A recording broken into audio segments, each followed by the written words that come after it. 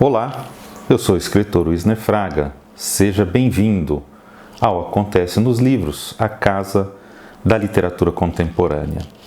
Assista aos outros comentários aqui do canal e depois se inscreva.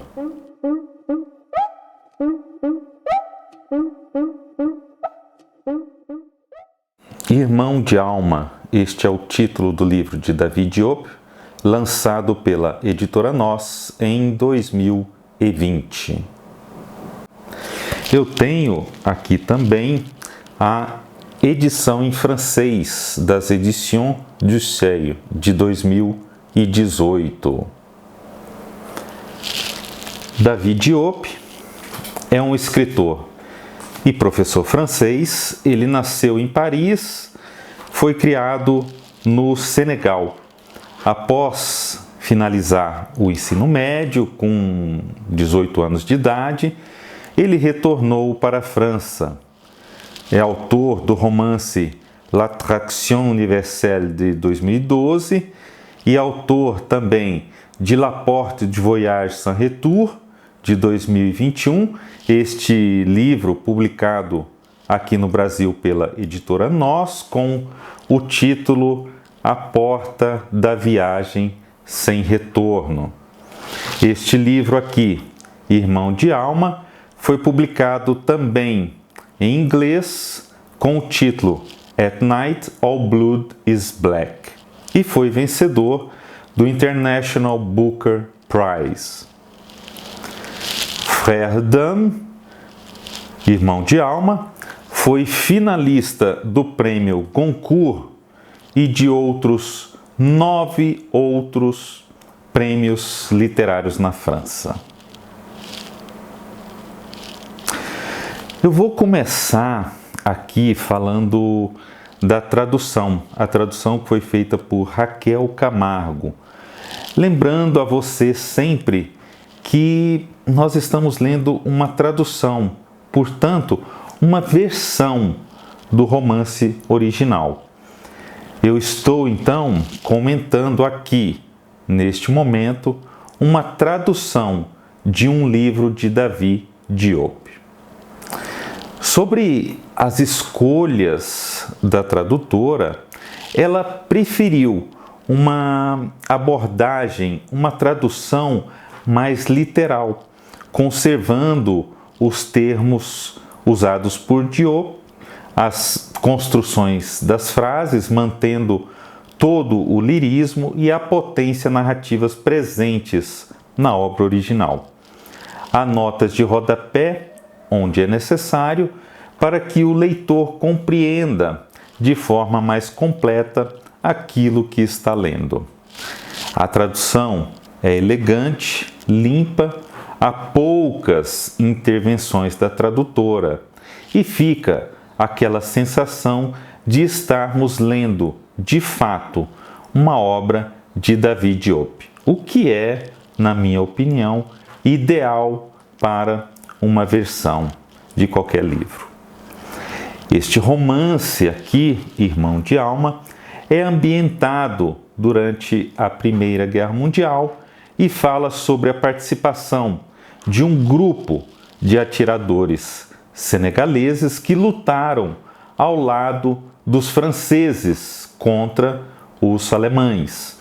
Por meio de várias recordações, é contada a história de dois grandes amigos, dois mais que irmãos, Alpha Ndiaye e Mademba Diop.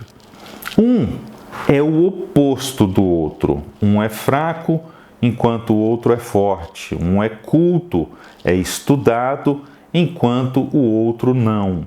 Um é passional, enquanto o outro é racional. Esse dualismo está presente em todo o livro, representando o abismo e as diferenças entre brancos e negros. É retratado também como a França utilizou esses soldados senegaleses para amedrontar os inimigos, como a França os transformava em máquinas de guerra para aterrorizar os soldados alemães, como eram mandados para o fronte, como se fossem ali buchas de canhão, para simplesmente morrerem em um combate. Os colonizados lutando ao lado dos colonizadores.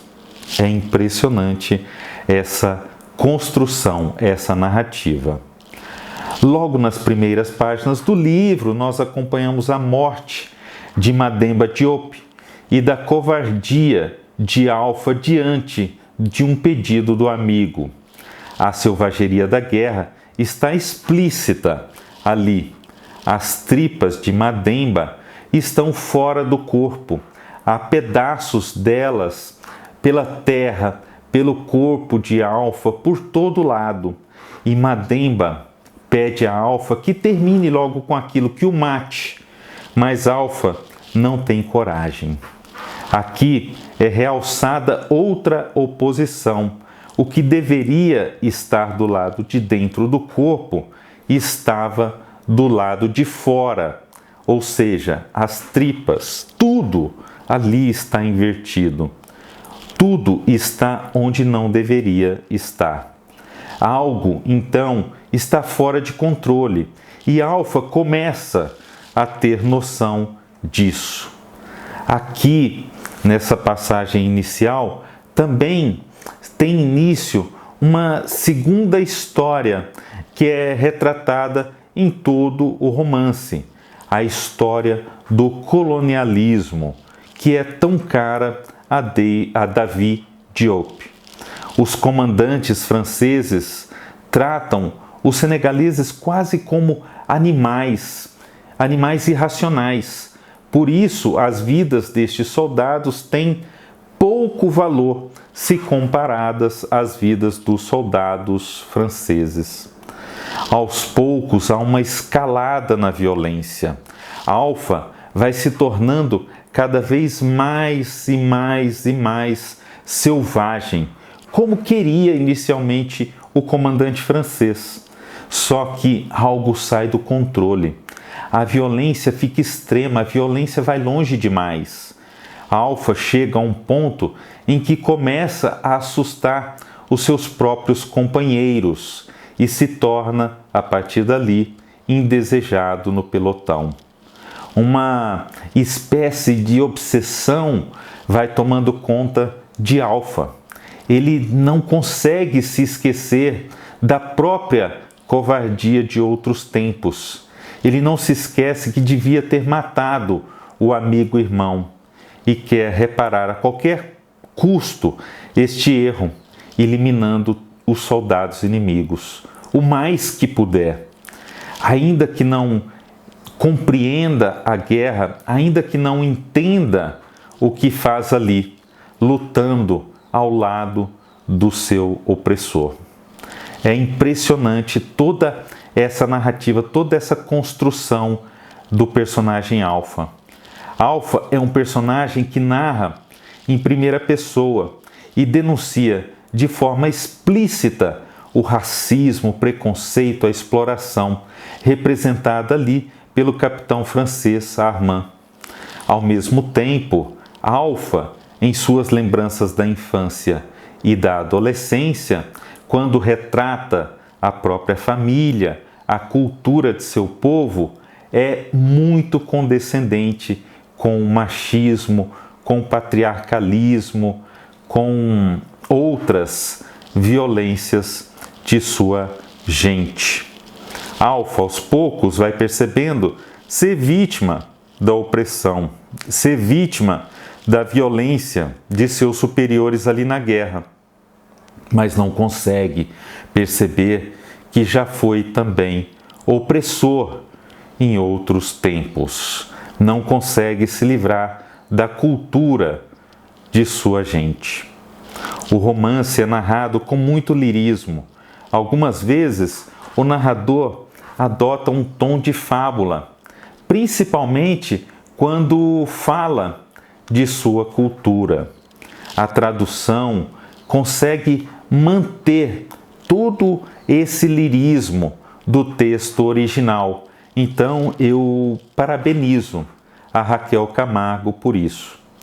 É um romance muito, muito forte, muito contundente, de um autor que tem poucos livros publicados, mas que já ganhou um dos principais prêmios da literatura mundial. É o único escritor francês que ganhou o Booker Prize. Eu vou ler agora o início deste romance, aquela parte sobre os amigos na guerra, para que você tenha uma ideia da tradução e do estilo de David Diop. Muito obrigado por assistir a este vídeo e não se esqueça de se inscrever no canal Acontece nos Livros. Se você gostou deste vídeo, divulgue-o em suas redes sociais.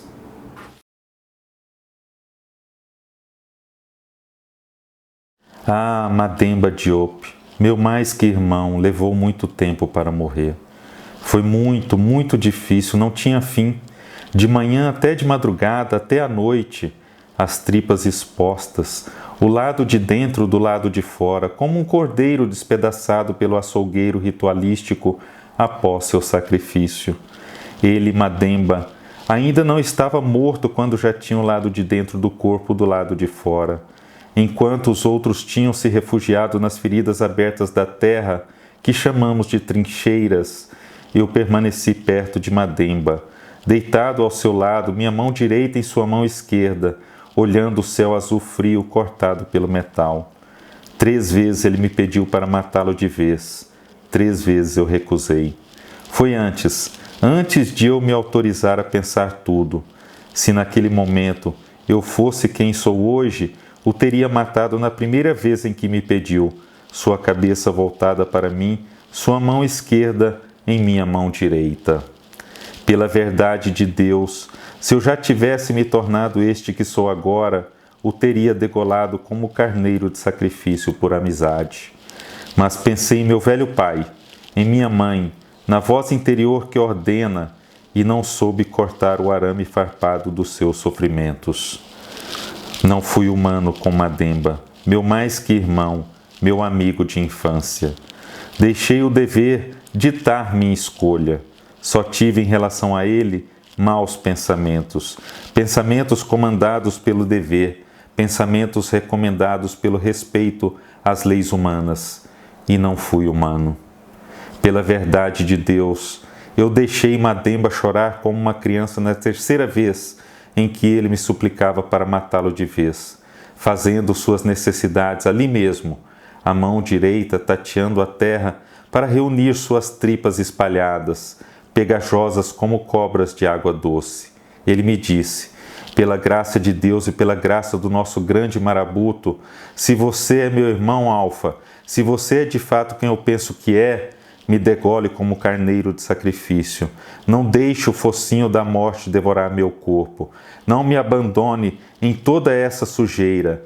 Alfa Nidiai, Alfa, eu suplico, me degole. Mas justamente porque ele invocou o nosso grande Marabuto, justamente para não infringir as leis humanas, as leis dos nossos ancestrais, não fui humano e deixei Mademba, meu mais que irmão, meu amigo de infância, morrer com os olhos cheios de lágrimas, a mão trêmula, ocupada em procurar na lama do campo de batalha suas entranhas para colocá-las de volta em seu ventre aberto. Ah, Mademba Diop, somente quando você morreu eu comecei a pensar de fato. Foi somente com sua morte, no crepúsculo, que soube, entendi que eu não escutaria mais a voz do dever. A voz que ordena, a voz que impõe o caminho, mas era tarde demais. Quando você morreu, as mãos finalmente móveis, finalmente tranquilas, finalmente salvas do sofrimento sujo do seu último suspiro, apenas pensei que não deveria ter esperado. Entendi tarde demais, em um suspiro que deveria ter te degolado assim que você me pediu, enquanto você ainda tinha os olhos secos e a sua mão esquerda apertava a minha. Eu não devia ter te deixado sofrer como um velho leão solitário devorado vivo por hienas, o lado de dentro do lado de fora. Eu te deixei suplicando por razões erradas, por pensamentos prontos, bem vestidos demais para serem honestos.